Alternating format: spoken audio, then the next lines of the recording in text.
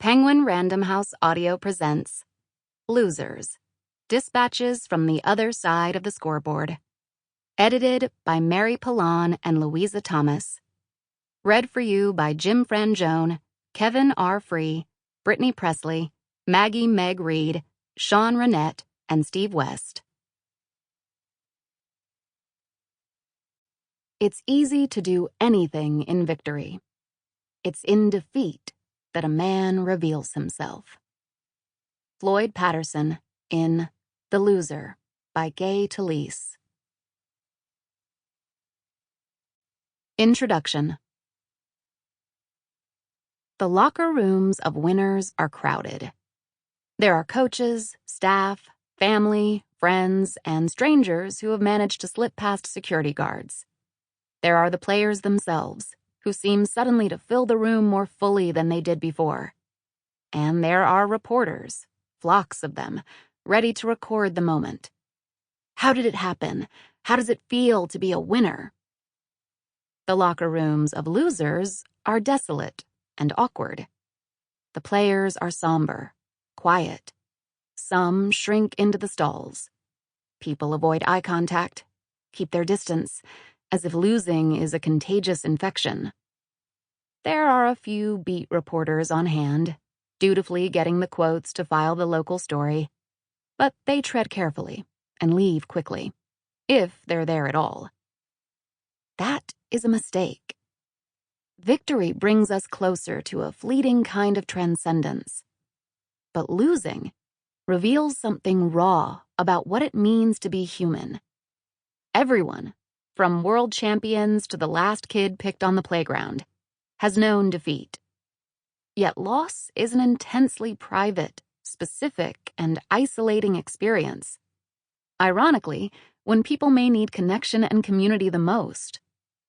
I often wonder what other fighters feel, and what goes through their minds when they lose. The boxer Floyd Patterson said to Gay Talese, who is one of the few journalists to mine the rich stories of defeat. I've wanted so much to talk to another fighter about all this, to compare thoughts, to see if he feels some of the same things I've felt. But who can you talk to? So they often stay silent. Yet these are the experiences that may tell us the most. Losing, after all, exposes the dynamics of expectation and pressure in society, and reveals the cost of persistence and perseverance. Some have trained their whole lives for a single moment, and they are left with what? Often a blend of guilt, humiliation, anger, and anxiety. Losing forces a person to account for the past and revise the future. It puts pressure on friendships, coaching relationships, teammates, families. The win that didn't happen can be haunting, making this book, in some respects, a collection of ghost stories. When the pursuit of some goal is gone, people are left with themselves. The most prominent examples of defeat come, of course, from athletes who seek glory at the highest levels.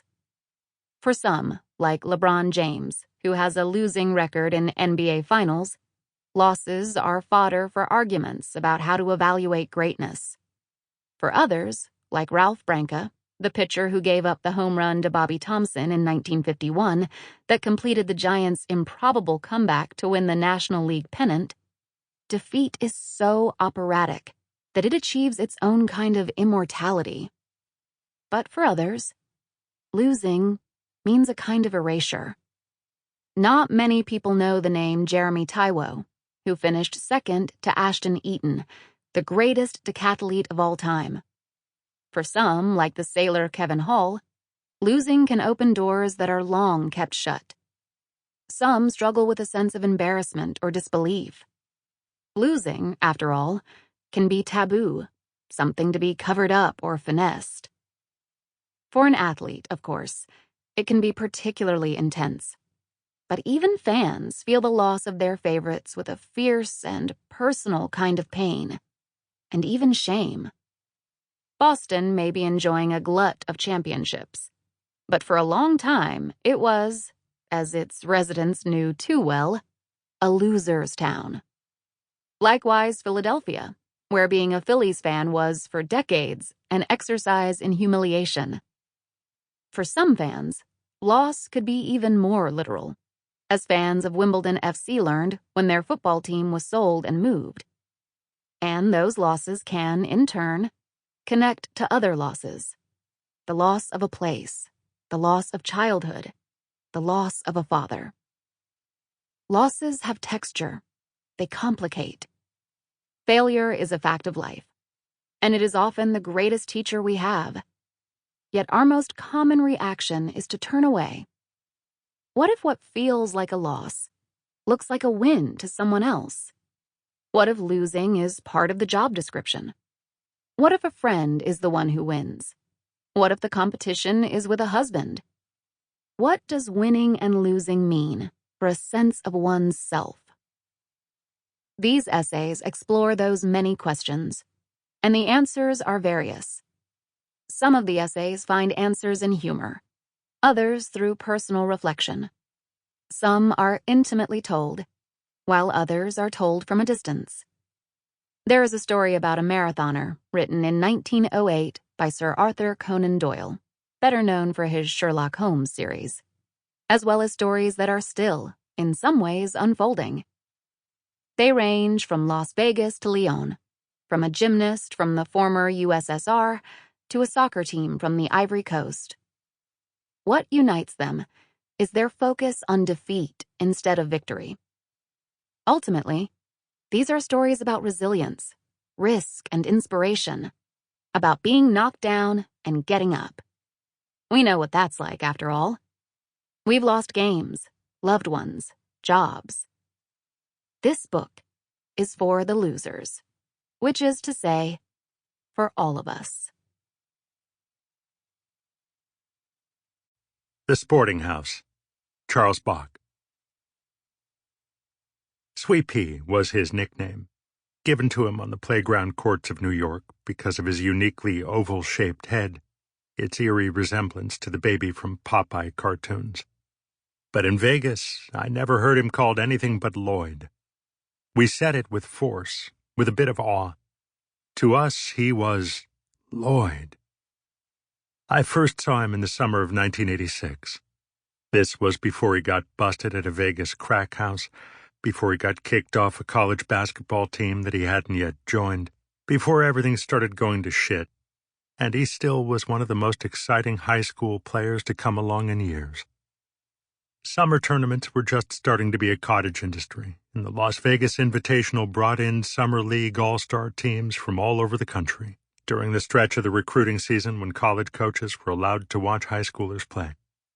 Games ran from 10 a.m. until nearly midnight.